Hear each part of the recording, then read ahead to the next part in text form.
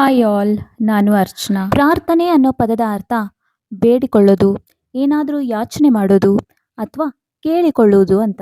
ಸಾಮಾನ್ಯವಾಗಿ ನಮ್ಮಲ್ಲಿ ಏನಿರಲ್ಲ ಅದನ್ನ ದೇವರಲ್ಲಿ ಕೊಡು ಅಂತ ಪ್ರಾರ್ಥಿಸ್ಕೊಳ್ತೀವಿ. ವಿದ್ಯೆ, ಆಸ್ತಿ, ಅಂತಸ್ತು, ಅಧಿಕಾರ, ಆರೋಗ್ಯ. ಬರೀ ಅಷ್ಟೇನಾ?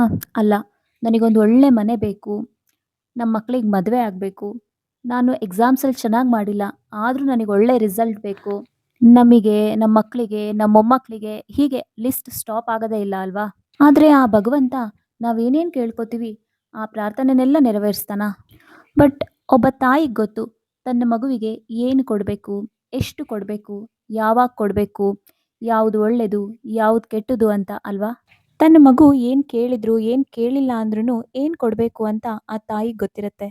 ಈಗ ದೇವರು ಅಂದರೆ ಯಾರು? ಈ ಪ್ರಪಂಚನ ನಮ್ಮೆಲ್ಲರನ್ನು ಸೃಷ್ಟಿ ಮಾಡಿರೋ ತಾಯಿನೇ ಅಲ್ವಾ? ಆ ತಾಯಿಗೆ ನಮಗೇನು ಕೊಡಬೇಕು ಏನು ಕೊಡಬಾರ್ದು ಅಂತ ಗೊತ್ತಿರಲ್ವಾ? ಖಂಡಿತ ಗೊತ್ತಿರುತ್ತೆ. ಹಾಗಾಗಿ ಪುಣ್ಯಕ್ಷೇತ್ರಗಳಿಗೆ ಹೋದಾಗ ಅಥವಾ ನಮ್ಮ ಮನೆಯಲ್ಲೇ ನಾವು ದೇವರ ಹತ್ರ ಅದು ಬೇಕು ಇದು ಬೇಕು ಅಂತ ಕೇಳೋದನ್ನ ಬಿಟ್ಟು ಸುಮ್ಮನೆ ಕಣ್ಮುಚ್ಕೊಂಡು ಸೈಲೆನ್ಸಲ್ಲಿ ಶಾಂತಿ ಸಮಾಧಾನದಿಂದ ಕೂತ್ಕೊಂಡ್ರೆ ಸಾಕು.